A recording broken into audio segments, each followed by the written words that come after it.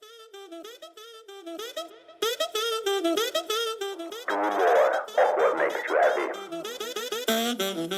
yourself, positive. Just another mindset.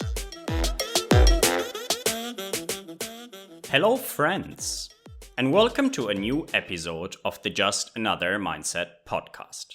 We need a paradigm shift if it comes to our economic and social systems. Let us drive this change together.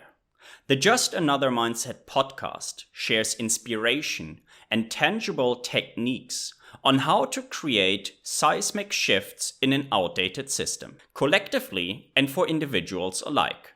My name is Ismail, and each week I bring to you a relevant conversation, message, or theme that will not only entertain you, but help you to change towards a more meaningful and satisfying life. Get encouraged by listening to successful thought leaders, inspiring individuals, and impressive changemakers. Change from within will last and create positive results for all of us. Let us get inspired and embrace collective changes for the better. In today's episode, I talk to Milena Buchs. Milena is an environmental social scientist at Leeds University who specializes on sustainable welfare and well-being. Combining theories and methods from ecological economics, social policy, and sociology, Milena's research seeks to contribute to making carbon reduction more equitable and well-being enhancing, while also being most effective in environmental terms. In this episode, we talk about capitalism, degrowth, and human well-being. We open with the technological development and increase in living standards that the global north enjoyed over the past century.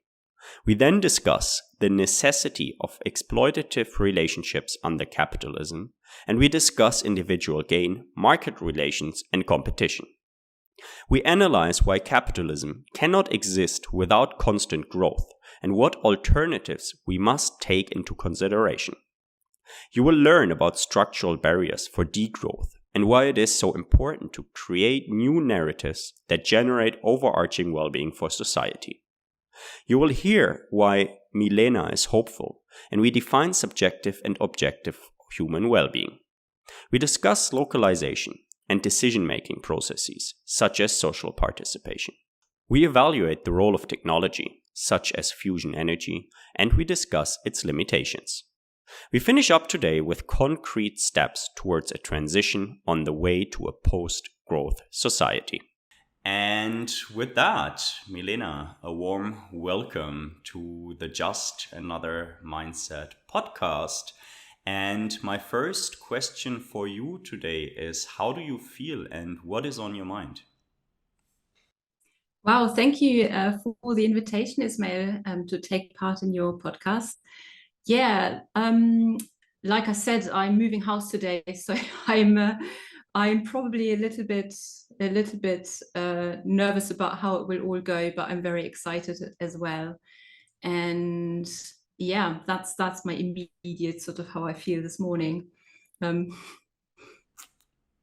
Wonderful. Thank you very much for sharing that. And in our pre-talk, you had mentioned that you move within Leeds, and maybe you want to tell us a little bit, how long have you lived in Leeds and what is the reason that you are based in Leeds? Yeah, sure. I moved to Leeds in 2016 after having been in Southampton for about 11 years.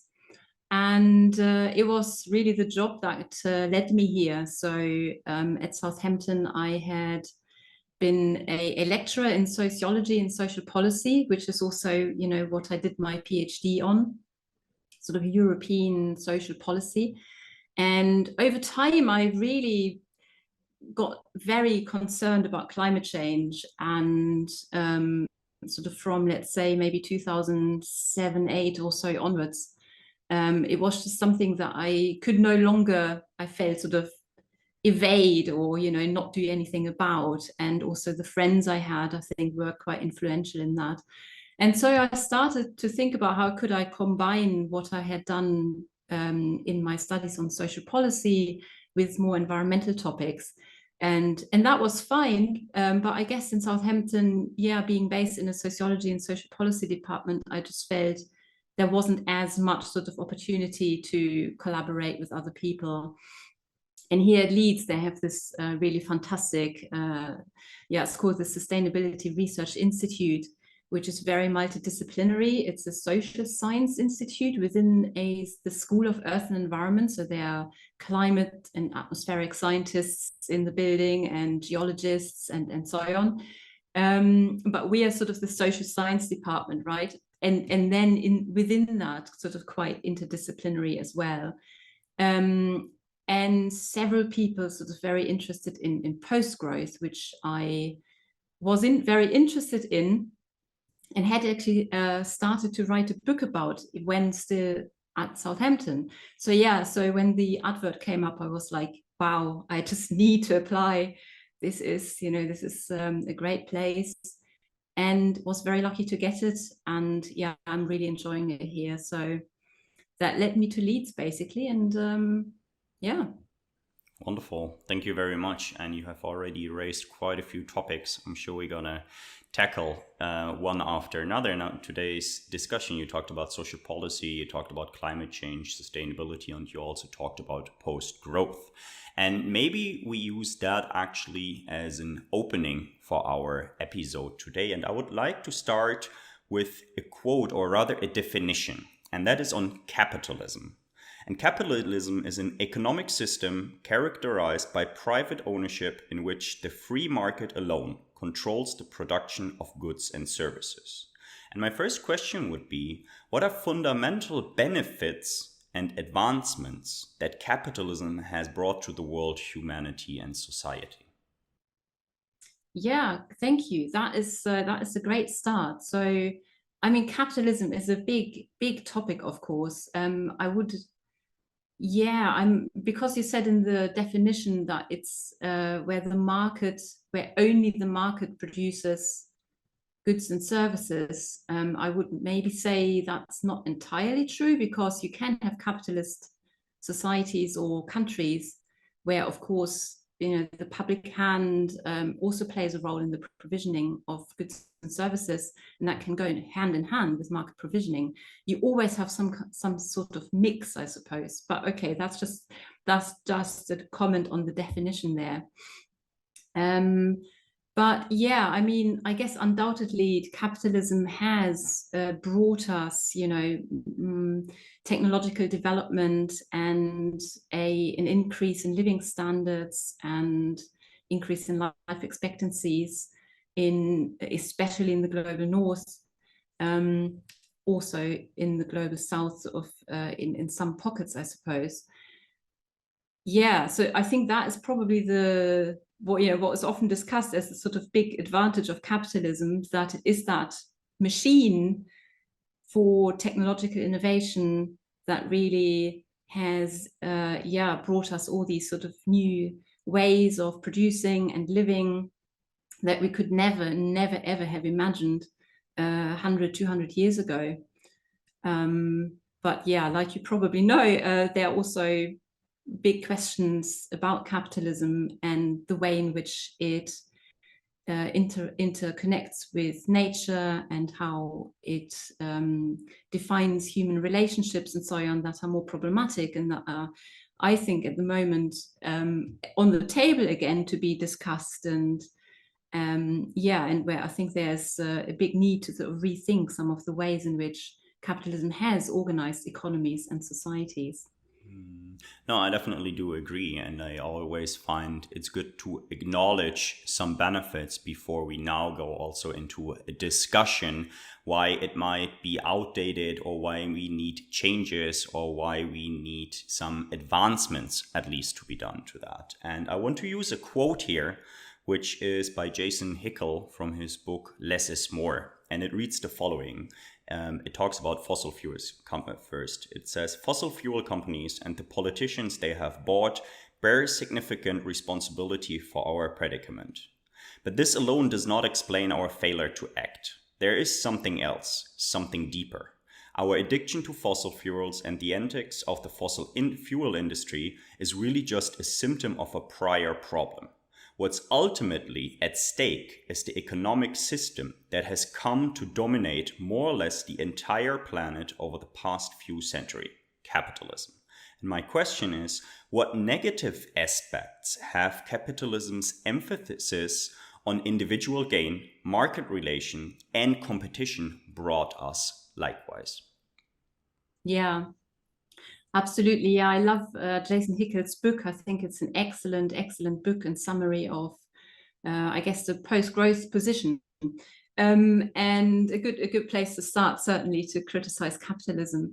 So, yeah, I mean, this is it. Like, capitalism really relies on a specific definition of the human being in terms of, being self-motivated, self-interested, doing everything for private gain, which I think misrepresents, how human beings can interact and work.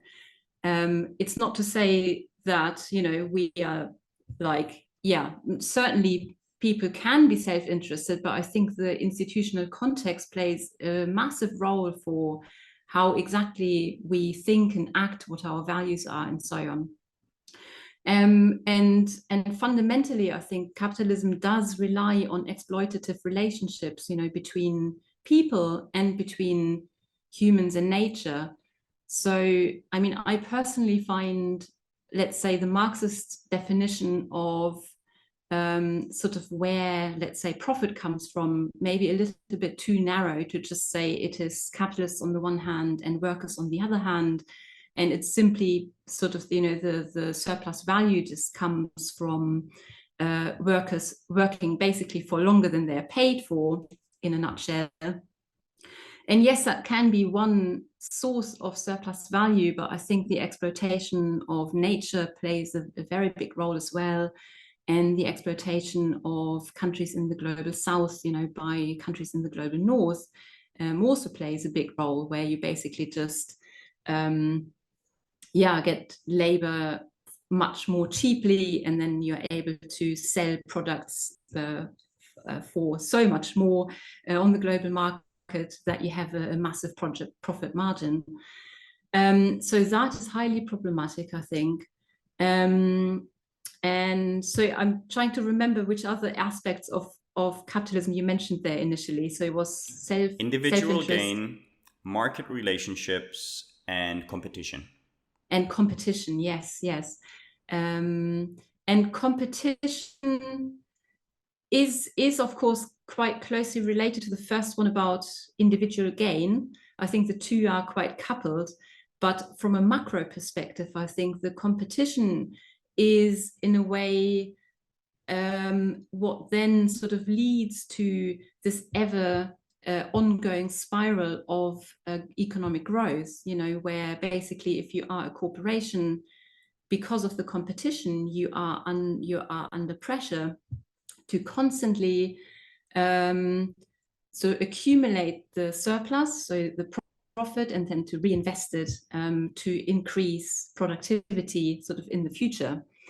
So there's this constant cycle of accumulation of profit, reinvesting the profit to make production more efficient, and hence to grow your business. And because all the actors on the market do that, and so if you as an individual producer don't do it, you would basically just go under, right? And so yeah, and I think that leads then to, David Harvey, for example, I think has described that quite well, how that leads to this sort of expanding spiral of economic growth, which then has important environmental impacts, which I'm sure we come on to probably in a moment. Absolutely. So you already summarized that question a little bit, but how much is capitalism then dependent on continuous growth?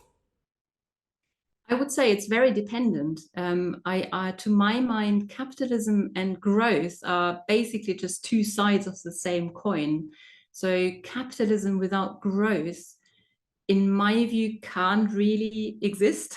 That probably sounds quite radical, but I think any economy that doesn't sort of primarily rely on this growth machine or growth engine would look quite different to how we know capitalism today.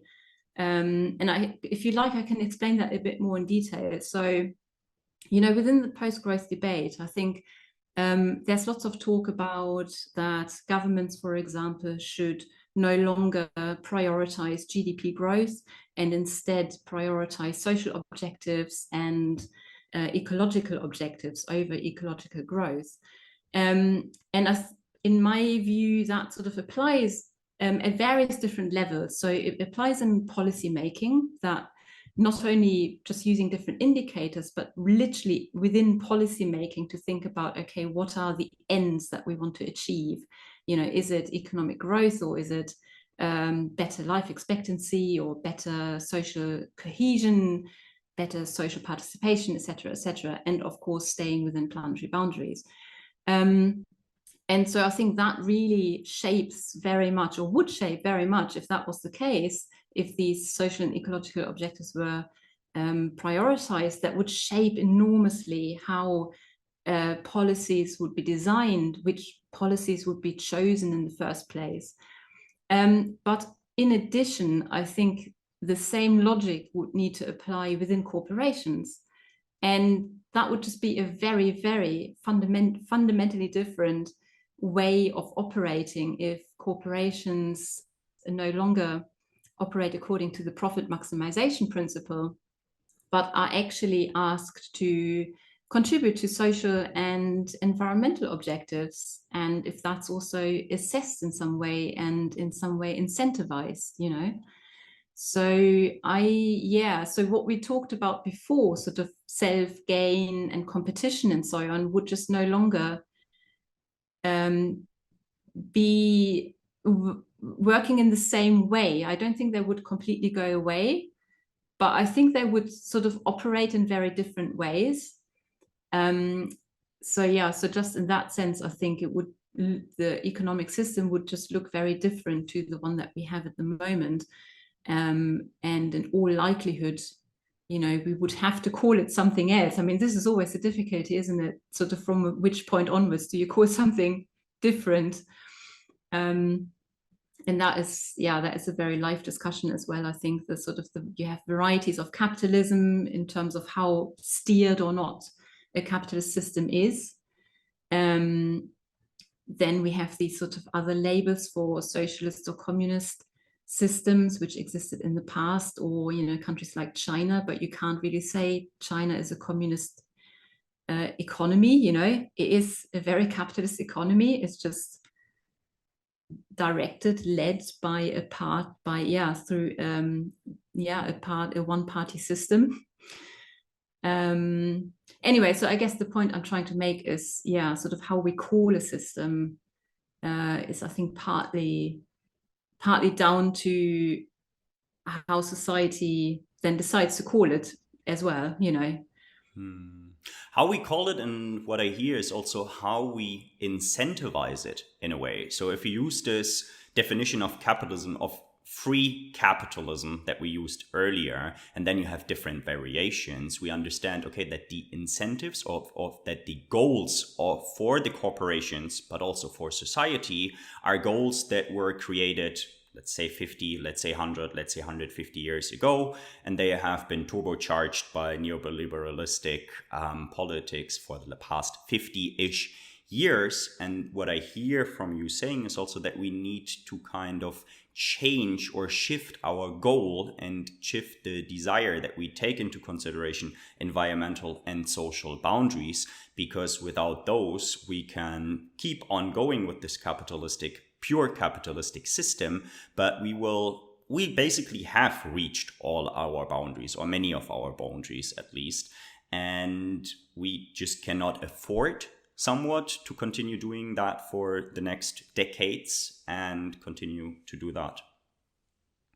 Yeah, I would absolutely agree with this. I mean, and I think, for example, Jason Hickel talks about that very eloquently in the book, and various other authors have contributed to that as well, to really say, so if we look at the economy as something that is actually embedded in the ecosystem, right? that in itself is a very different way of seeing the economy compared to how neoclassical economics defines the economy, where nature is basically just something that can be exploited and is sort of external to the economy. But from an ecological economics perspective, the economy depends fundamentally on the ecosystem. So if ecosystems and earth systems, you would probably say from a planetary boundaries perspective, if they don't function the way they should function, livability on the planet could be in danger. And yes, I don't know whether you're familiar with the planetary boundaries framework by Johan Rockström and his colleagues. So I think it's become a really important framework for understanding these sort of ecological boundaries. And they clearly show in their research that we have already transgressed 4 out of 9 planetary boundaries now, and obviously climate change is one of the important ones. And we see impacts of climate change already across the globe, and many livelihoods are already affected by climate change. So it becomes more and more a sort of very, very urgent problem. But also from a social perspective, I think that capitalism, yes, it had that, and probably still has for many, that great promise of, as we said in the beginning of the podcast, of improving living standards and so on. But because it is based on exploitative relationships, it has also created vast inequalities and I think many problems that we see at the moment, when we look into several countries, even in the global north, the sort of the uprising of the more extreme right-wing parties, for example, they are sort of increasingly gaining, seats in elections and so on, which is very worrying. To my mind, this cannot be explained without actually looking at how secure or insecure people feel, whether they're included or excluded in society. And so the greater these inequalities become and the greater these sort of social insecurities become, I think the more there is a sort of, I think, fertile ground for extremist parties to gain a hold and to threaten democracy, really. So also from that perspective, I think capitalism has sort of reached crisis mode. We have many, or we face many crises around the world. And I think partly that can be explained by these vast inequalities that we see and lack of social integration and cooperation and so on. No, absolutely. And before we look into some of the examples of the crises and go down the degrowth path a little bit further, because what you just explained is something I have another quote about over here, and that is the so-called Lauderdale paradox. And it reads that in the paradox with which his name came to be associated, Lauderdale argued that there was an inverse correlation between public wealth and private riches, such that an increase in the latter often served to diminish the former. Which I, from your explanation earlier, understand for a certain time, capitalism has increased the social well-being of society, at least of the global north, but we have reached a point that the riches of the few are now diminishing or at least harming those benefits and those advancements. Is that something you can comment on? Yes, absolutely. And yeah, I think there is definitely some truth to that statement. The way I would probably see it as well is that it is also about the relationship between the state and the market, and that, post Second World War, we had more of a movement to really say, yes, we need strong welfare states. We need to rein the market in to some extent at least, and provide social security to people. We need to regulate corporations and so on. But then, of course, with the sort of upswing of neoliberalism from the 1990s onwards, many of these things that were taken for granted were really sort of, really eroded, I think. And more and more governments were put under pressure to introduce austerity policies and more neoliberal policies. So also in that sense, the public wealth. So to me, public wealth also means actually what we can do collectively. And it doesn't necessarily always just need to be a sort of top-down state. It could also be more decentrally organized. And organized by civil society organizations and so on, as long as it is all within a framework that allows for democracy and accountability. But yeah, so I think that type of public wealth has also been eroded. In addition to, yes, absolutely, some of the benefits that capitalism has brought in terms of rising life expectancies and so on, we see that even that is now in question in some countries. In the United States and United Kingdom, for example, we actually have seen falling life expectancies, over the last few years, and obviously rising health inequalities as well. So it's always important to look at how these sorts of indicators are distributed within the society as well, and who are the winners and how many losers are there potentially as well. So yeah, so also in that sense, you could probably argue that growth and capitalism no longer sort of contribute to well-being and welfare. There's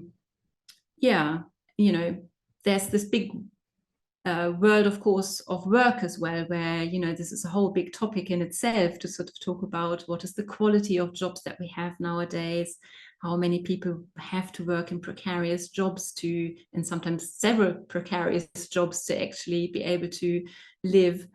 And how stressed are we, how much leisure time do we have, how much time do we have for family and friends and things that are actually socially and environmentally beneficial. I think this is where the post-growth people sort of come from, to say, the time that we need to live a socially fulfilling, purposeful and ecologically beneficial life, that has actually been taken away a lot, sort of through the way that capitalism is organized at the moment. No, definitely. And that's probably one of the times that I can acknowledge you and your colleagues for building a case to create arguments to discuss certain alternatives and to raise that and to back that up with data, right? And I really much want to look into welfare and well-being in a bit. But before we go there, so now we've argued capitalism has been there and growth is nicely coupled to it, or necessarily coupled to it, rather. And we also, from what I understand, say that a degrowth discussion must happen, or that it has to be included into a path forward. But now if we look, what could be structural barriers for also a political feasibility when we talk about degrowth? What comes to mind, Milena? A lot, sadly. Yeah, I think this is one of the most difficult questions, sort of how could we promote a post-growth society and economy, because I don't even know where to start. So I think the way that economies are organized at the moment is just so fundamentally entrenched and in society today that it will be very, very hard, I think, actually to move away from that. So, to start with education, for example, if you look around universities, there certainly undergraduate university, there's literally no teaching of sort of heterodox economics, certainly not ecological economics, or if then in very small pockets. So being here at Leeds, for example, with the Masters in Ecological Economics, is a great benefit, but this is only one program out of two, I think, in the United Kingdom that actually teaches ecological economics at master's level. And so consequently, of course, all the people who get trained and then work in banks and corporations and government and so on, they're trained with this neoliberal, neoclassical economics mindset that just cannot imagine a world without growth, where you have equilibrium models with supply and demand, and the market will sort everything out, and of course we need to pursue growth, because that is the main thing that we are all here for, to pursue growth. So I guess you get my point. So it is very hard, I think, to change thinking on that, and it's very, very dominant in policy making, and of course in corporations. Yes, you have the movements around corporate and social responsibility, and this is not really my field, so I probably shouldn't say too much about this, but my impression is that it's often just an add-on to still trying to maximize your profit, rather than really sort of fundamentally change how a corporation works. And in fairness, it will be very hard for individual corporations to fundamentally change the way they operate, as long as they are in this competitive context where all the other corporations around them function according to other principles. And the same applies to governments. As an individual government, it's very hard to really do something fresh and innovative if other governments around the world still focus on maximizing growth, and have a more sort of neoliberal mindset. We can maybe, if there's time, talk a bit about the well-being economy governments, for example, that try to start a different discussion and start to really think about how could we do things differently, and who try to learn from each other. But we can already see the limitations, I think, of that, which in my view very much come from the fact that we are in this sort of context. And this is just, we cannot change economy, politics, society sort of all in one go from one day to the other. This is just not how social change works. So it's interesting, I think, in my view, and this is what I would like to work on a little bit more in my future research as well, to really understand a bit better about how can we think about change. Is it really that maybe we build up these niches where, yes, you have the current 5 well-being economy governments who try to prioritize social and ecological objectives, or at least they use other indicators other than GDP to measure how their economies are doing, and in their donut economics frameworks that are being put in practice in cities and so on. And so maybe, yes, from these sorts of pockets of experimentation, especially in crisis moments, maybe there is a chance that more broadly we actually are able to change. But this is obviously very hard to predict how all of this will pan out. And I do think, though, that crisis is an important probably moment of change, when it becomes clearer that current principles, current ways of organizing economy and society no longer work as expected. Then I think there's more of an interest and incentive for people to look for alternatives. And this is maybe the hopeful thing for me in this whole discussion, that I do see increasing interest in these sorts of topics, including from policymakers.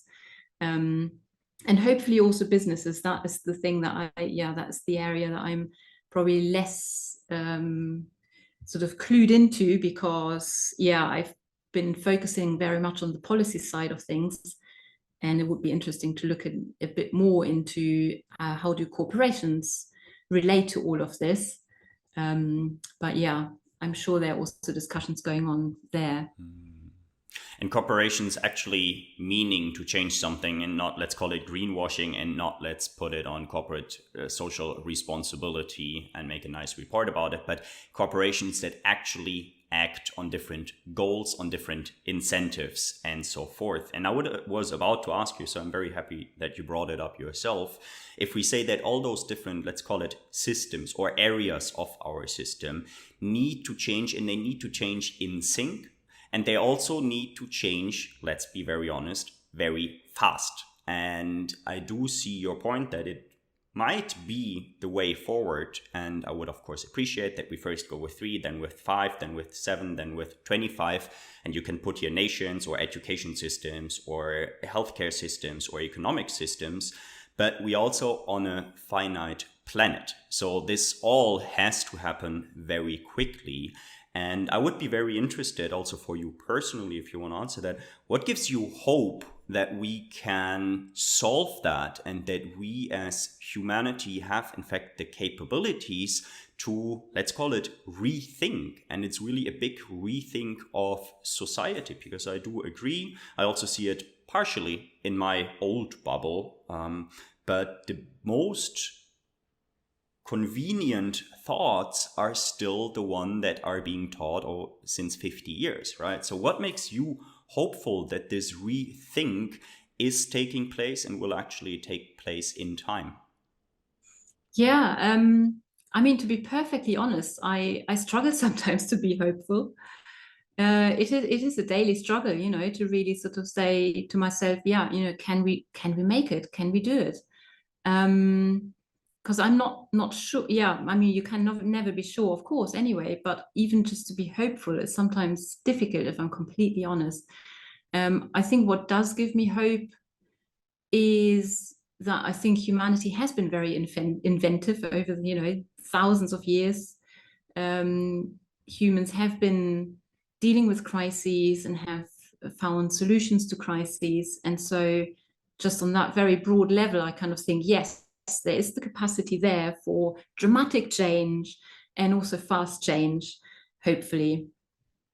It is an interesting question, though, whether the types of changes, and that has a lot to do with narrative, I think, that I think where we are at the moment, even the word degrowth, for example, has a negative connotation. And, because it means shrinking, going back somewhere. This is often how it is perceived.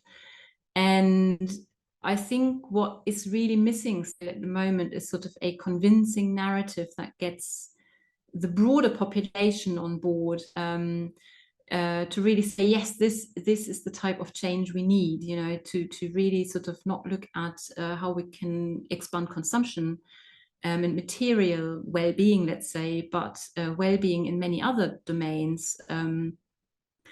That is actually what we should aim for. And of course, the whole, making sure that actually livability on the planet in the future can be guaranteed, which is very fundamental. So yeah, so kind of finding narratives that don't present, let's call it maybe post-growth more generally, as something that is a step backward and is basically losing something. I wrote a bit about this in the book about post-growth and well-being, that, yeah, there's this sort of loss aversion. People like what they have, right?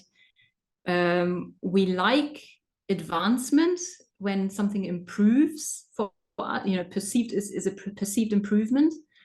But we do not like to give things up and to lose something that we have gotten used to.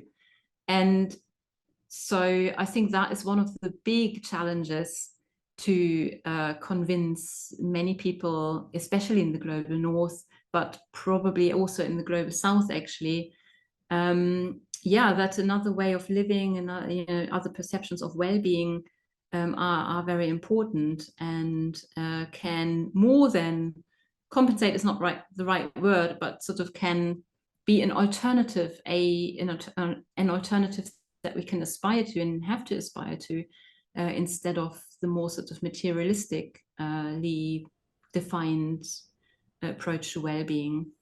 No, thank you very much. And before we look into growth and well-being a little bit more detailed, maybe just 2 or 3 comments from my end. And I totally do agree that the narrative is so strong. So even if we say about losing something, for many people, the red lights will already come up. So we have to maybe find better terms, like it is a necessary evolvement or a change that must take place. Because if that does not take place, in 10 or 50 or even in 5 years, you will not be able to fuel all your sports cars, or you will not be able to drive your yachts, or even just the smaller scale impacts that the global north does have on our planet, right? So this is one thing.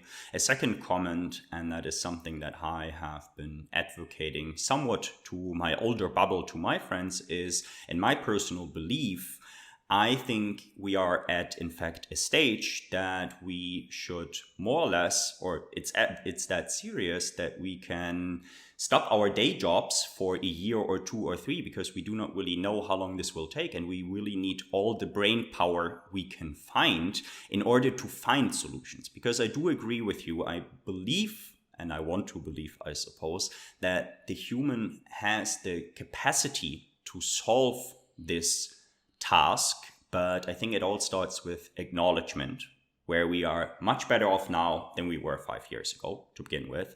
But then it also starts or continues with taking action and doing something, right? Because if we all stay in our, let's call it, sweet spots of the old system and we benefit from it, not much will change. And I know that is big change to ask for, and it's not easy conversations I have on personal level and I have with other people, but I think this is what actually needs to take place and needs to happen. And I'm fully aware that not every investment banker or not every management consultant will quit their job tomorrow in order to do something for the post-growth economy or in order to do something social. But I think we can acknowledge that a change must happen. And what I find interesting, and I'm not quite sure if it puts me hopeful or worried, is that most of the people that I talk to, even though they are so entrenched into the old way of thinking, I just want to call it, they fully agree to what we are saying. But many do not have whatever to come out and to actually agree to it and start acting on it, because they do not see the alternatives, or because they are just so dependent on the system that they have built for themselves for the past 10, 15, 20, whatever years it may be, right? So those are maybe my 2 comments, but I am hopeful because we have conversations like the one between the 2 of us, and there are so many great books, there are so many great initiatives, there are so many great projects and people out there. And I think it really is, a common community approach that we hopefully can master there. So thank you very much for that, Milena. And when we talk about well-being and we talk about growth and how it's coupled and maybe how it's also correlated, I found a very interesting aspect that you also talk about. If we talk about human well-being, maybe first of all, we can define what human well-being is. And I also saw that you talk about objective well-being and subjective well-being. So maybe just for our audience, for our listeners, we can define a little bit those terms. What is human well-being? What is subjective? What is objective? Great, yeah. So well-being is a big concept, and there are many different approaches to it, which complicates the matter a little bit. And I think it's actually quite good to start maybe by talking about objective versus subjective, and one can maybe talk about sort of different approaches within that as well. So, for example, so some economists, so traditionally neoclassical economists, would define well-being just simply in terms of preference satisfaction or preference maximization, where this is defined by consumption basically. But then there's a whole big school which really sees well-being in very different terms from an objective side of things, which is called the human needs approach. And so there you get a very different perspective of basically saying, well, humans need specific things to live and live well, and especially to participate in society very well. So Doyle and Goff, for example, have developed this human needs framework, which defines social participation and critical social participation. So basically, with a capacity to influence social change as the highest human need. And then you have a variety of different other human needs that we can all, most of them easily, some of them maybe less easily sort of measure objectively without asking people necessarily about how they perceive these areas themselves. So things like health, education, obviously a safe environment, and so on, right? So that is sort of the objective perspective on well-being, I think, and I very much like this human needs approach to sort of say, yeah, this is how we can see well-being, and it is actually quite useful to think of well-being in these terms in a post-growth context as well, because in difference to preference, satisfaction, needs can be satisfied, they're satiable, whereas preference satisfaction is always insatiable, right? So if we just look at consumption, we just want to consume more and more, and once we have the newest gadget, then actually we are already waiting for the next gadget, and so on. So consumption is insatiable in some sense, or the preferences behind it are insatiable, often because we are being told so by corporations, that we need all these new gadgets and so on. So preferences can also be shaped from the outside and manipulated. I think that's one of the problems. And then the subjective side is, however, also really important. So obviously it's important how people view their lives. And and there are various different approaches here to sort of, the life satisfaction approach, for example, to see how people view their life as a whole, but also different areas of their life, like work and family time and leisure time, and so on, and health and so on. And then there's the sort of emotional strand within subjective well-being that looks more at people's emotions to sort of ask, do you feel positive feelings like happiness, or negative feelings like anxiety, or depression? And sort of, if you look at your day, for example, like how much of your day do you feel positive or negative emotions? But again, I think so the two, I think they do work in tandem. So it's kind of hard to say that people are well and live well if, let's say, their basic needs are being fulfilled, but they don't perceive that to be the case. Then I think that you still have a problem. So I think the values that exist in society and attitudes that people have are still very important for them to appreciate that actually their basic needs are being fulfilled. I hope that gives a sort of little bit of a quick overview of what the different approaches are to sort of think about well-being. No, absolutely, and it does. And I would actually like to back that up or use another quote, which we may then discuss, and that is by Gabor Mate, who is a doctor and an addiction and mental illness specialist. And he writes in his newest book, The Myth of Normal, where he talks about the current state of society in numbers a lot, and especially from a medical term, that 70% of US citizens are at least on one prescription drug, and 60% of US citizens are at least on 2 prescription drugs. So the question is, what is normal and what is this objective well-being? I don't know if you've heard that or if you have any thoughts on that comment. Well, yeah, they are staggering statistics, aren't they?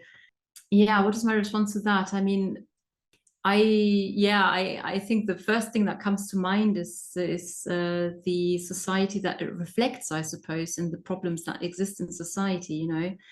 That clearly something is wrong if people are so dependent on prescription drugs or other drugs, and if that is so prevalent in society.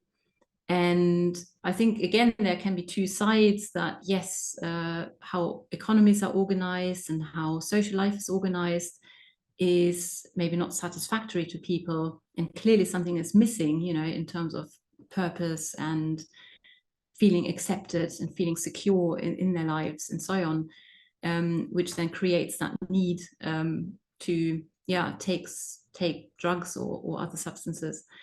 But at the same time, also, I think how the medical system is organized plays a role here. I mean, in America, I think it's well known, that the sort of private health system and the corporations that market opioids, for example, play a massive role in creating these addictions, which is highly unethical, highly problematic.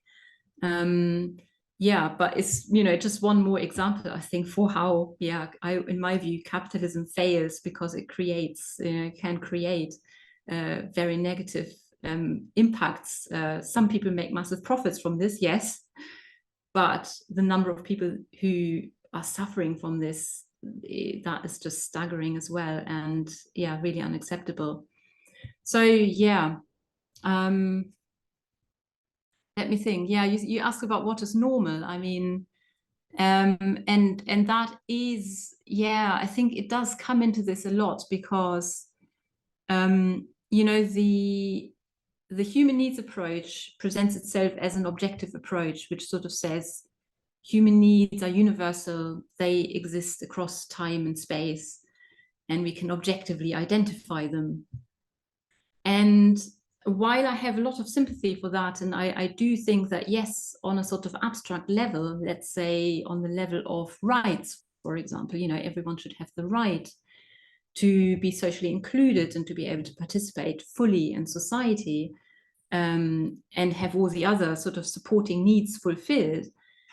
It's absolutely evident, I think, that obviously the need satisfiers, the way in which we satisfy needs have evolved over time massively. And so in that sense, it's difficult, I think, to say, what are basic needs and how can we reduce the energy input and the related emissions to fulfilling these basic needs. At the moment in the global north, for example, if you just look at very basic needs, sort of, needs for survival and accepted but basic participation in social life, I think you would find quite a high energy footprint and emission footprint of even just these basic needs, So in that sense, what's normal plays a big role in the energy requirements for fulfilling people's needs and people's perceptions as to whether or not their needs are fulfilled. So as an example, if you live in a rural area nowadays and you don't have a car, then clearly your mobility needs are not fulfilled. So it's quite difficult to say to a person like this, that they should give up their car. It's easier, I think, in cities. You can definitely make that argument and say, cities should just be car free. We can have public transit that can easily be organized, and that would improve air quality, noise, stress, accidents, all these things, active travel and so on. So that would be one positive thing. But that was just an example where I think just certain things that we have gotten used to, they cannot so easily just be removed or neglected because we currently need them to participate in society. And sort of imagining a different life that has maybe much less mobility, for example, is quite hard to imagine.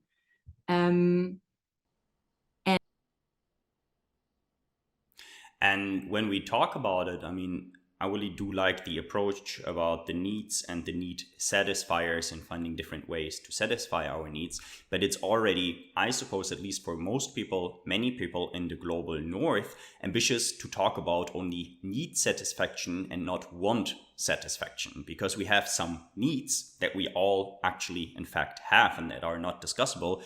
But then so many people in the global north are much more busy with satisfying their wants, which might be to fly from the UK to Spain every other week or whatever it may be, or we fly our companies or like people working for prestigious jobs around the country, around the globe on a weekly level. And I think this is also a distinction. What are needs and how can we satisfy those, and what are wants? Because also do agree with you, like once somebody got used to a certain need or want satisfier, it's very difficult to give up on it again, right? Absolutely, yeah. Thank you again for bringing in that distinction. And I should have mentioned it earlier. I think it maps on to the distinction between preference satisfaction, which is sort of, a lot of that is wants, and then needs, which is just simply a need. Yeah, absolutely. This is a crucial distinction in this whole debate, and this is why I said that needs are presented as satiable, whereas wants are insatiable. And I think there is a lot of truth to that. But yeah, this is it. So I think how we distinguish wants from needs is not as easy as it looks, maybe. So this is, I think, the point that I wanted to sort of raise. In fairness, I should absolutely highlight that within the human needs framework by Doyle and Goff, for example, they do acknowledge that distinction between needs at the sort of more abstract level and need satisfiers. And they do acknowledge that need satisfiers evolve over time and differ across space. But I agree. I think it is interesting and important to think about the distinction between wants and needs. And another slightly different language here is also, for example, to talk about luxuries. The sort of the necessities or things that we need to live, but that could be enough. This sort of notion of having enough versus the luxury that comes on top. And there are some interesting thinkers and researchers that sort of try to think about consumption corridors, for example, to say, okay, can we, for example, look at the inequality of consumption in society at the moment and say, well, the very top sort of consumption, is that surely is a luxury. People like the examples you've given are great examples, sort of people who fly very frequently or have 3 or 4 big cars, or even 2 big cars maybe, and things like that. Buy a phone every year or something like that. Clearly we don't need these things. A lot of that consumption comes to support our sense of value and self-worth and so on. And so the social competition comes in there again, and whether or not we feel secure in our roles. And so if we do not feel secure in our roles and don't feel we have a purpose in life, then that sort of drive, I think, becomes stronger to consume, just simply to prop up your social status and your feeling of self-worth.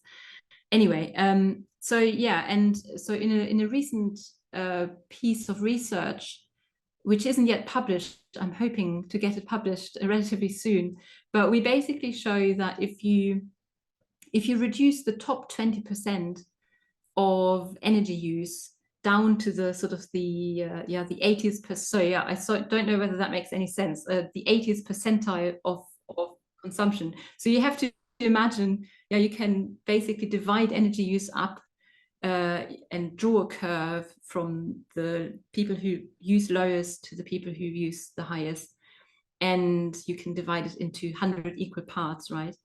And so if we cut it off basically at the 80th part, at the 80th percentile, we found that you can actually save a lot of related emissions to that energy use. But if you lift the bottom 20% up, of people who live in poverty and who can't actually afford maybe to heat their homes and so on, if you lift this up to the 20th percentile, that doesn't increase energy use by much.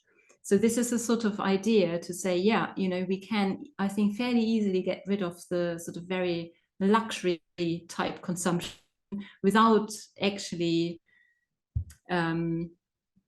curtailing people's need satisfaction massively. And we just need to redistribute that and give some of that to people who don't use enough or can't afford to use enough at the moment to actually fulfill their needs. And hopefully there's a bit there in addition that we can save, which there is in our research. So hopefully that does that give a bit more context to the sort of the distinction between needs and wants, and yeah, and how we can think about, you know, how that can be helpful for actually reducing energy use and emissions. No, absolutely, it does. So thank you very much for sharing that hot off the press research, let's just call it.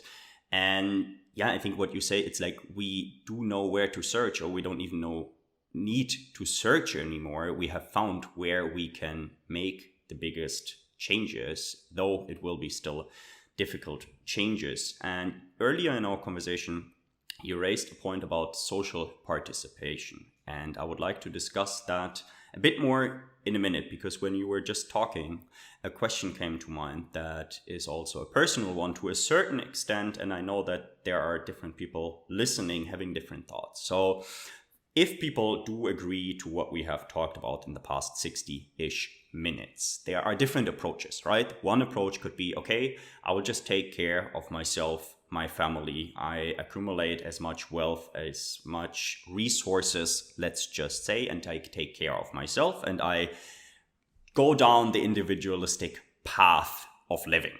That is one way to go.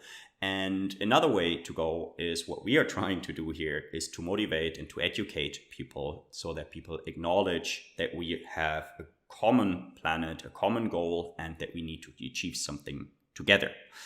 Nevertheless, there are also some people who say, it is very difficult to imagine that we will do so or create such changes on a global level, and they much rather seek smaller communities, 5, 10, 50, 500, you name the N, people, in order to find more feasible communities or fertile ground for such change. Do you have any thoughts on such an approach, or do you have any words on why it's in fact good to also search for solutions on the broader scale, maybe? Yeah, this is a fascinating question. And again, I think an area that needs lots more work, in my view, because I think you need a bit of both. So in the environmental debate and post-growth debate, there is a lot of emphasis on decentralizing economies, decentralizing decision-making. And so to have more participation by citizens, both in actually, you know, how corporations are run. So you have much more decentralized firms, for example, where decisions are made locally, where production is much more decentralized and focused on satisfying the needs of that particular locality. And then also decision making in policy, where, you know, at the moment the representative system has absolutely its place. But I think people do increasingly sort of feel actually their vote doesn't necessarily change much, and would like to have more of a say, at least, or would like their views maybe heard more in policy making. So yeah, so there's this big emphasis on having more localized economies. And I could talk more about this. You know, there are various other reasons for why localized economies can be beneficial. So yeah, maybe just one more example where, so for example, from a mobility perspective, if you have things closer, in closer proximity, so that people can work and go to the doctor and to school and so on within the same locality, then obviously that reduces the need to travel. And yeah, probably creates closer communities and so on as well. There is a problem, I think, though, with just looking at a decentralized approach, which, and there are two problems here. So the first is that it doesn't then deal with sort of inequalities across localities. You know, certain places are just better equipped with certain resources, brain power, and all these different things that sort of shape economies, I suppose.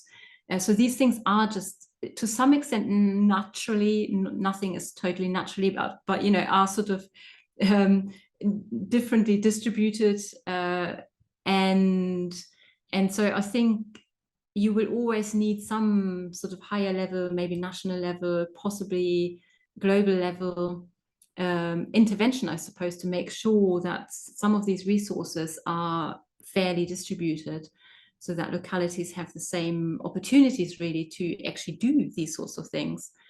And the other problem, I think, comes from a democracy perspective, where it's all good and nice to say, yeah, we should all take part in decision making, and that should be bottom up and so on. And this is all fine, if the positions that are being put forward and the suggestions that are being put forward are in line what we consider to be good decisions for the two of us, for example, if they are socially beneficial and ecologically beneficial and fair, and so on. But what do you do if right-wing groups take over? Group takes over the sort of decision making at the local level? Then you have a big problem, right? So I think there's this problem sort of what is the power of different social groups? How do you balance power? How do you hold decision makers to account? And so I think you do still need the sort of higher level decision making and frameworks for localized decision making to ensure that voices are equally heard and that decisions are fair, and that and so on, to prevent basically a sort of takeover of the decision making process by singular groups or singular interest groups, basically. That would be my comment. And so I mean, funnily, in my PhD, this is a long time ago, but I was working on sort of multi-level governance. So I was looking at EU policy and social policy and the capacity of the EU to actually legislate or not legislate, certain social laws, and how the policies and recommendations that are not legally binding at the EU level, what sort of impact they have at the national level. And so, so that sort of really brought out the complexities of multi-level governance, and especially the problems, I think, of having sort of laws and collaboration at the EU level, or maybe even at the global level, where obviously we don't currently have a global government. But certain principles and laws, it would be good to have them at the global level, certainly when it comes to climate change, for example, when it comes to certain rights, and so on. And lots of these frameworks exist, but they are not, strictly speaking, legally enforceable, and I have my doubts whether that will ever be possible. For various reasons, the way in which decision making is organized, and in which also it has to do with identities and which sort of local political level people feel an identity for, and so on. So, but I think, to sum this up, so I do believe that we need some kind of multi-level system where certain things are decided higher up, or at least trying to incentivize them higher up. But at the same time give people at the local level more of an opportunity to shape the economy and policy in their locality as well.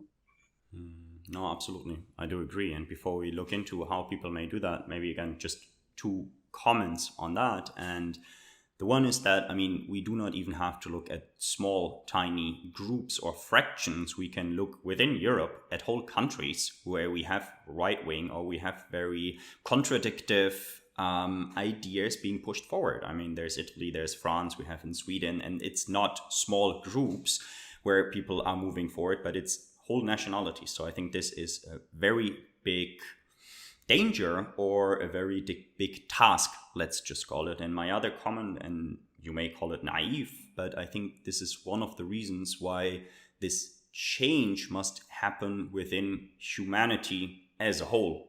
I don't know, some people call it consciousness, some people call it evolvement, but I think we have to reach a level where sufficient people actually acknowledge and think about it, and then maybe we can have the ripple effects. So if, I don't know what the number is, and I don't want to state a number here, but if N% of the global society believe or acknowledge that, then it can trickle down. I mean, we have seen that multiple times, and we have, hopefully good hope to believe in that. But when you talk about this social participation, I am part, and I'm sure you are as well, different networks and different groups of people who talk about social participation. And there are two, for me, very interesting aspects that we maybe want to detail a little bit in today's conversation.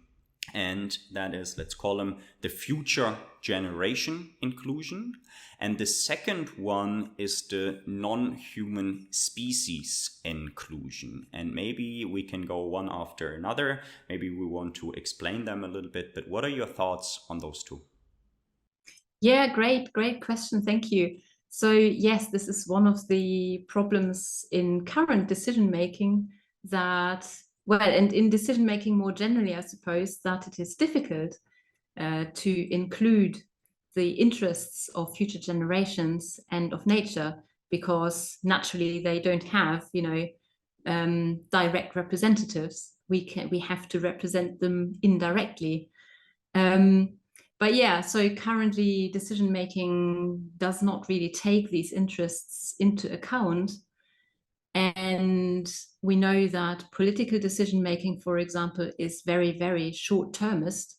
And corporate decision making is, of course, equally short termist. It is about the next election cycle. It is not about, can our grandchildren and grandchildren in 200 years, still have a decent life, which isn't threatened by hurricanes and fires and floods and so on.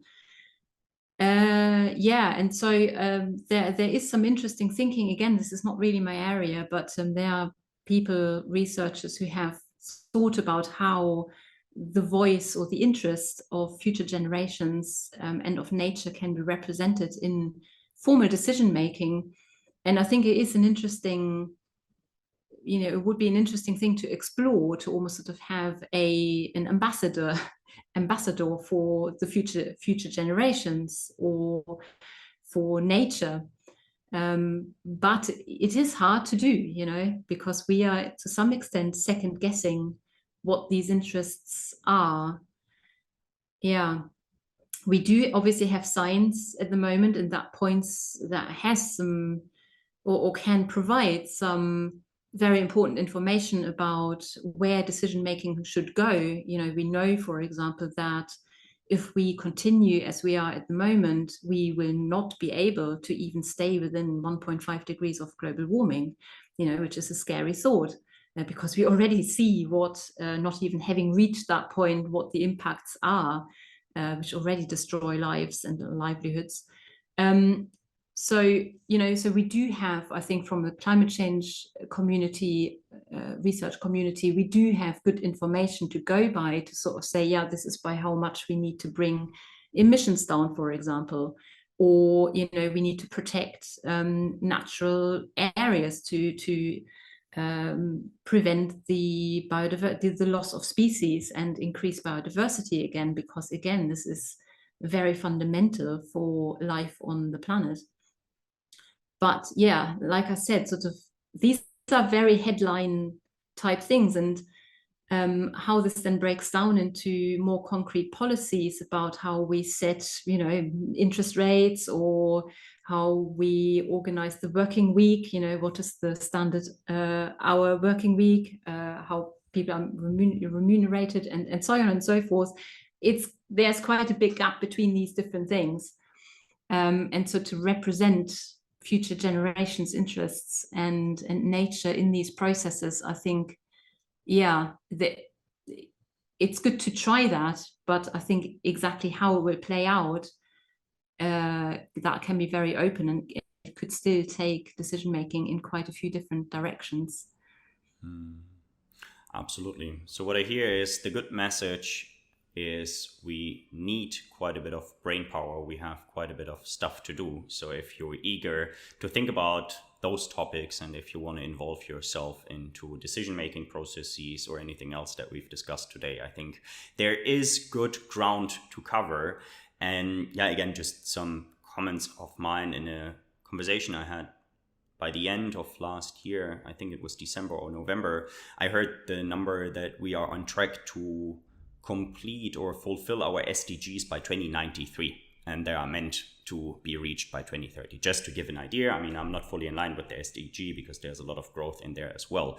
But maybe we can use that, Milena, a little bit as a segue and talk about one more topic that I find very interesting, and that is the role of technology. And I want to introduce that a little bit by saying that there are a lot of billionaires, a lot of leaders on this planet who basically advocate a green growth approach. So if we just throw enough technology and all the challenges we face, we will make sure to just solve them. And then Milena does not have to buy 2 or 3 or 5 combustion engine cars, but she can buy electric vehicles. I suppose I somewhat have an idea of what your thoughts on the technology solution fix will be, but maybe you can share with our audience, what do you think about technology, about evolution, about innovation, and about the necessity, but also about the limitations of such? Yeah, great question again. Thank you. Absolutely, to start on a positive note, I mean, I think I'm amazed, what humanity has been capable of and what sort of technologies we have invented. It is mind-boggling, absolutely. And lots of that is good as well. I'm not per se a sort of anti-technology person, and I don't think the post-growth movement is per se anti-technology. But yes, there is the problem in the whole debate, which you have pointed to, which is this thinking about the technological fix, to claim that we can basically just innovate ourselves out of this crisis. And I think that is just a mistake in thinking, because so the argument is often that we can develop low carbon technologies which will enable us to grow further and to decouple economic growth from environmental and material impacts. But the data behind this is very problematic. And so basically there's no evidence that we would be able to decouple in absolute terms economic growth and environmental impacts at the global level and at the speed that we need. We have highlighted this several times in this conversation that yes, change needs to happen very, very rapidly. And so I think that is one side of the coin. And lots of climate models, for example, they depend or have integrated assumptions about technological development, which are seen by many as quite unrealistic, to sort of assume that we can just suck carbon out of the air and store it somewhere underground, so the whole sort of carbon capture and storage debate and negative carbon technologies. Many of these technologies are not as developed as is often assumed, or they will be very expensive to actually put in place. Or when we hear debates about energy, low carbon energy. So just was it maybe a couple of weeks ago when the news came out about fusion technology, and that for the first time ever, it had been possible to produce a tiny little bit more energy from fusion energy compared to the energy that goes in. But what is not talked about is sort of how much energy actually goes into this process and in what sort of early stages it still is, So I think relying on this idea that we could develop these technologies fast enough to get us out of the current crisis is somewhat dangerous, because so far, like I said, if we look back the last, what is it now, let's say 70 years or so post-war development, there's just no evidence of this decoupling happening. Actually quite the reverse. So there's talk of the rebound effect, where if you have efficiency improvements, what it leads to is basically actually more growth and more use of resources, because it becomes cheaper to use energy and resources. And so so in that sense, it is, I think, problematic and leads to this position to say, well, we need to rethink about how we can satisfy needs, maybe with lower tech or not so dependent on certain technologies that we have already developed. And there could be other examples that could be given. So, an interesting example is often the electric vehicle one, where the assumptions among certain transport researchers and policymakers is we can just simply replace all the combustion engine cars that we have at the moment with electric vehicles. But what isn't said is that a lot of the air pollution actually comes from tires as well. And there's a massive material and energy footprint associated with producing these electric vehicles. We need to think about where do the ingredients come from that go into the batteries? Where is lithium mined? What are the social and environmental implications of creating these batteries? What do we do with the battery waste? You get my point. So I think that it's sort of easy to say we can just fix this problem of the combustion engine by just swapping over to electric vehicles. It's just not quite as easy as that. I think we also need to just simply reduce the amount of driving that is happening. Yeah. And it's again about the narrative, right? I mean, in many corporations, many banks, and many people have understood that this is in fact the most lucrative opportunity to invest into some called sustainable or more sustainable technology. But I think this goes back to also what we discussed in the very beginning. If we do not change our mindset or our assumptions about living on or with this planet, we will not change much. We can maybe postpone something, or we can maybe put carbon somewhere where we don't find it for 100 years, but then our grandchildren will still have to deal with how to get rid of it. And I think this is also a burden we cannot just hand over. And I would like to use that a little bit of a segue to talk about the transition towards degrowth or a growth agnostic future. And we have talked about economic, and we have talked about political buy-in, and we have also talked a lot about it must happen fast, and that we do see good initiatives going on, but there should be, or there can definitely be more. And I would be very interested, Milena, what are concrete steps or developments or hopes that you have for the upcoming year that you would like to see come in place? Right, yeah. I mean, in very concrete terms and short-term future, I see some sort of positive things happening, both in the sort of research landscape, that there is actually now, it seems, more openness among funders to actually put funding into post-growth research. So we've just, I think I'm now allowed to say this publicly, we have got a Horizon Europe project on the well-being economy.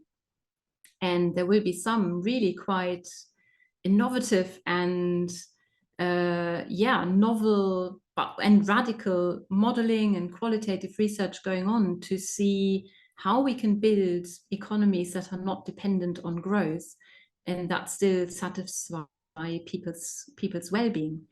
And so I mentioned the well-being economy governments, which are currently New Zealand, Finland, Iceland, Scotland, and Wales, and I think Canada is sort of informally interested. I would like to research these places in a bit more detail to sort of see what has actually encouraged them to take up that approach and to say we shouldn't necessarily just prioritize GDP, but we should actually look at inequality and inclusion and mental health and obviously the environment, and measure over time how these things are improving or maybe not improving, and then also put our resources into this. So I think there are some positive developments. Another good example that I have is, how can I explain this quickly? So the European Union always has for a semester, for half a year, one of the countries sort of takes the lead, in the council. And the Belgian presidency is coming up in 2024, and where I'm involved and I've been invited to write a report about the fair green transition. And I was very surprised, positively surprised, that they were open for us to talk in this report about growth and actually criticize growth and say, we need to design welfare states in ways that they're not dependent on economic growth, and so on, and sort of actually criticize a bit the European Green Deal, which is very much based on a sort of green growth model. So these are sort of positive things that do fill me with a bit of hope to sort of say, yeah, there is some interest here among policymakers and in the research community as well, to an acknowledgement, I think, is my impression, that we do have a problem with growth, and with the growth dependency that we have at the moment. And we do, like you said so nicely, we do need to put a lot of brain power behind looking at that question. There's so many open questions. So if any of the listeners, are interested in this and have spare time or capacity, absolutely. We need all the energy and capacity that we can muster up to really sort of develop ideas and experiment with and evaluate experiments in post-growth living and post-growth economies. Thank you very much for sharing that hope and for encouraging our listeners. And Milena, I have 3 questions that I ask each and every of my podcast guests. But before they go there, I actually want to quote yourself, because I found it a very interesting story and I think it could nicely knit our podcast discussion today. And it reads the following: one of the hotly debated questions in this context is whether the institutional changes that are required to support the transition to a low-carbon post-growth economy can be achieved within current systems of global market capitalism, or whether all the necessary changes taken together would generate a qualitatively different system. I know that this is not a yes or no question, but if I would raise this question towards you, maybe you have a couple of sentences as final concluding thoughts on that. Yeah, thank you. It's funny to hear that quote, and yes. So yeah, I would say it would be a qualitatively different system, even though we talked about the fact at the beginning that sort of how we call that system is not so clear, and when we should swap over to call a system in a different way. But yes, I think I imagine a post-growth society would be organized around very different values of cooperation and harmony with nature, sort of support, nature rather than exploit it, equality and fairness, and certainly, again, the participation in society as well, where nice phrase, I think it is actually a nice phrase, where no one is left behind, where everyone has the same opportunities to be included and to make a difference. And a lot of that, I think, has to do with how power and resources are distributed. And I think, to me, we didn't talk about that much, and sort of, the welfare state and how, what would be needed to sort of ensure well-being in a post-growth society. There's maybe something that I would like to say is that we would need a much more equal society. And I think the argument is often by people who are against it to say, but where should the resources come from? Yeah, we don't have the resources, but that's not right. I think the financial resources and resources to satisfy our needs are absolutely there. They're just very lopsidedly distributed. And this comes back to the sort of, the 1% and 10% top luxury consumption and so on.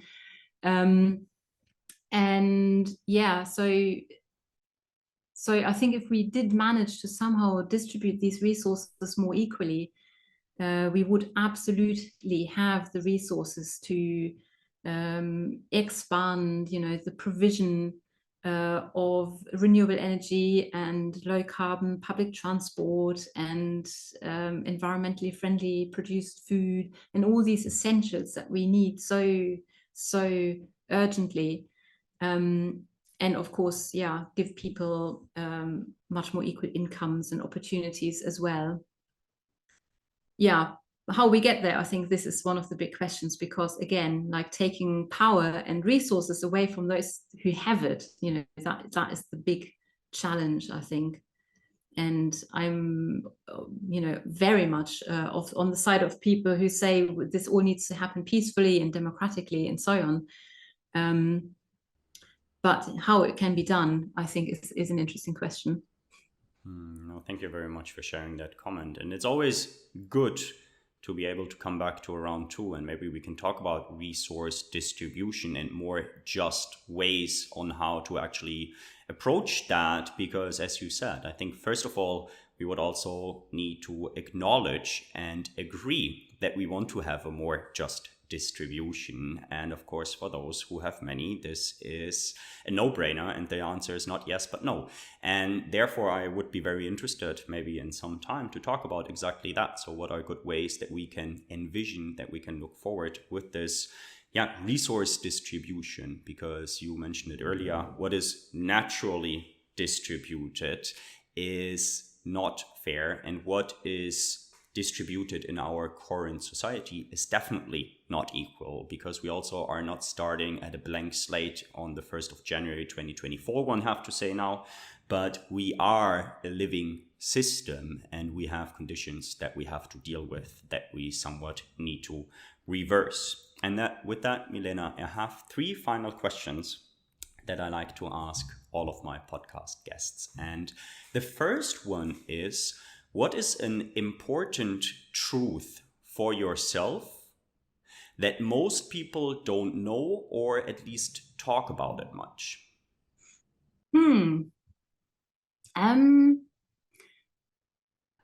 Very currently for me, it's and that's very personal, but it's this notion of enough, and how to apply this in my own life.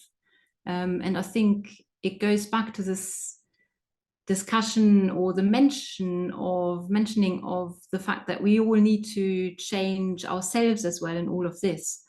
And I just noticed in myself that, there are certain ways of thinking that are very entrenched in terms of my work life, for example, to sort of think, oh, I need to produce, however many 10 articles this year, and I need to do more and more. And instead of saying, no, maybe it's fine to just do, I don't want to necessarily put a number on it, but a lower number of articles, but which are more important to me and have a higher quality. And the same applies to so many things. There are thousands of networks I could be involved with, thousands of different relationships I could sort of have very superficially. And there's the thing in academia, to be visible and to have impact and so on. But I think you can go about this in very different ways. And for me, to come away from this thinking of, oh yeah, I need to be active in all of these different arenas, it's maybe better to concentrate on a few and build these up with higher quality.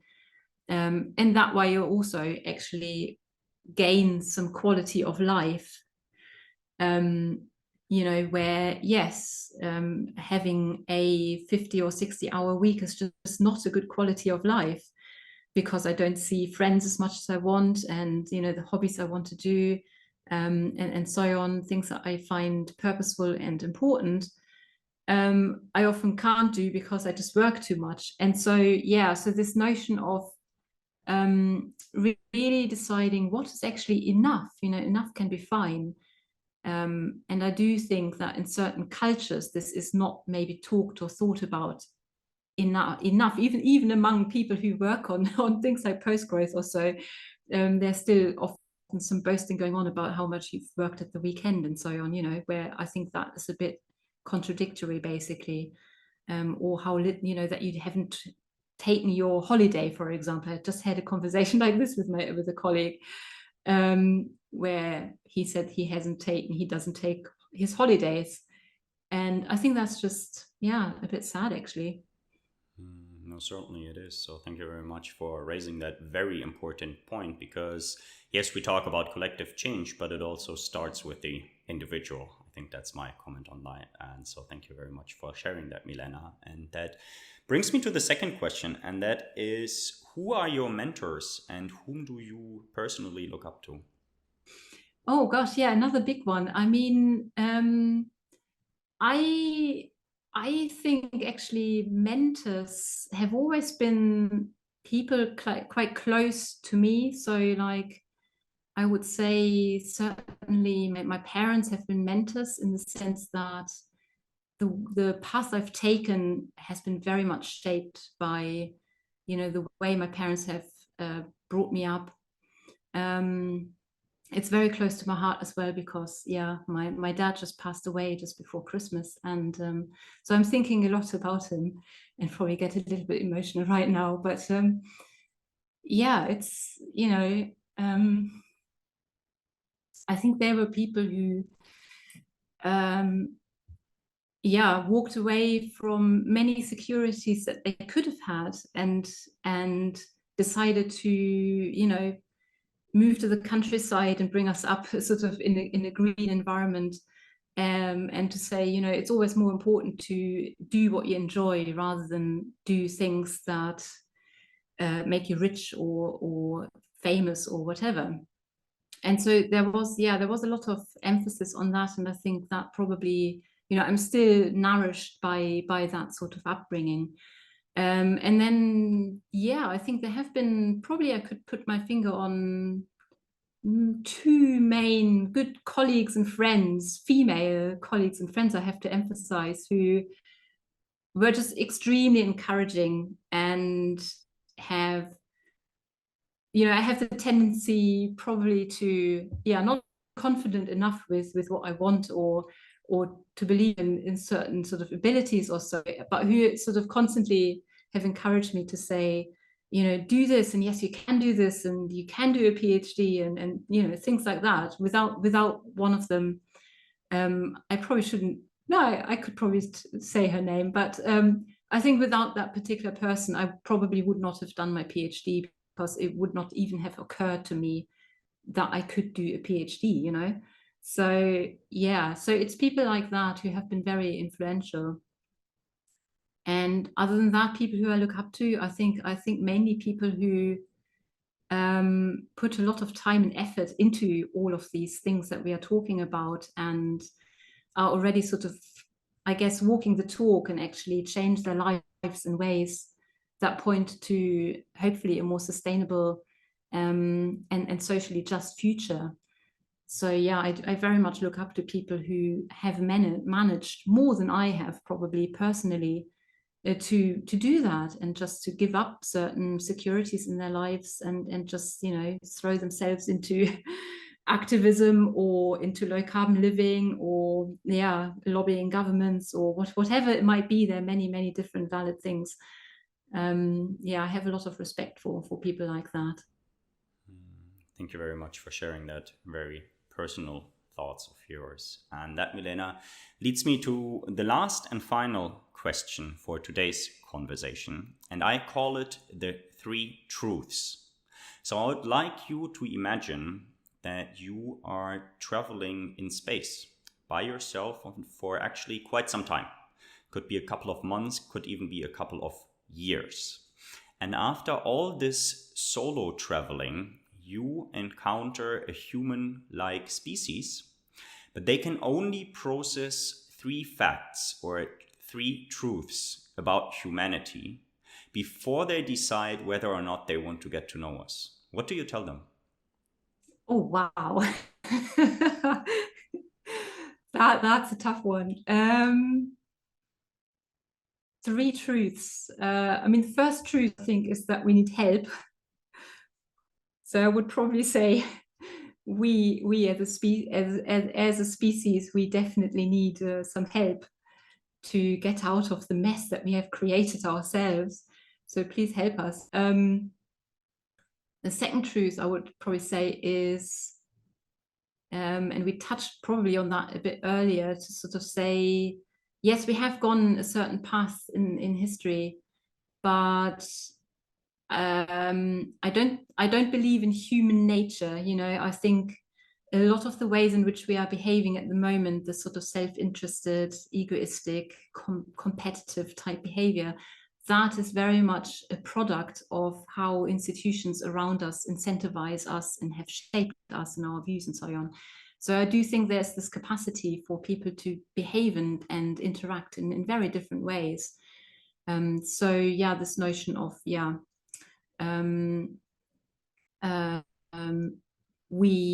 we have the capacity to be different.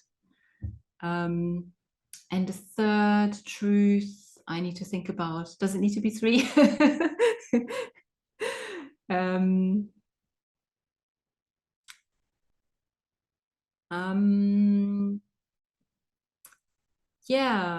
Maybe again the creativity and inventiveness that we have also shown in history. And I mean, there are amazing examples of where people have sacrificed their lives, for building a better world in history and different points in history. And so I do think that shows that there is that, or indicates that there is at least the possibility for us to be able to do that and to be given a chance, really, to set this into practice. So we need help. We have the capacity for different interaction, let's just call it, and the creativity and the capability, again, to change.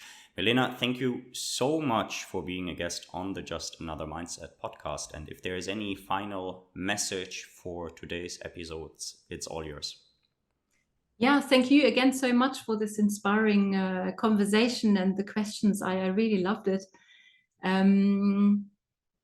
As a last thought, I mean, it's always tempting to give something to people sort of on the way to take with them. And I think if that was one thing, I would really sort of encourage people to think about, again, maybe this notion of enough, to sort of really think about how we could change our lives in a very personal manner to make our lives better and maybe more compatible with social justice and planetary boundaries and respecting nature. Whatever that might be, it can be very different things for different people, I think, but encourage some some change on the personal level, I think is a good one. Wonderful. Thank you so much. Thank you. If you enjoy this podcast and learn from it, please feel free to share this episode with a friend or two, and make sure to subscribe to the Just Another Mindset podcast on YouTube, Spotify, and Apple Podcasts.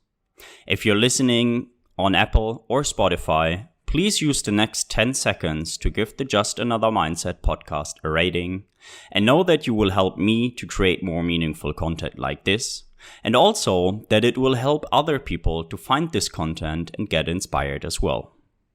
If there is any future topic or guest that you would like to hear more about on the Just Another Mindset podcast, please let me know by leaving a comment on YouTube or sending a mail directly to contact@ishmaelwondergarten.com. And if nobody told you lately, be reminded that you are worthy, you matter, and you can achieve anything.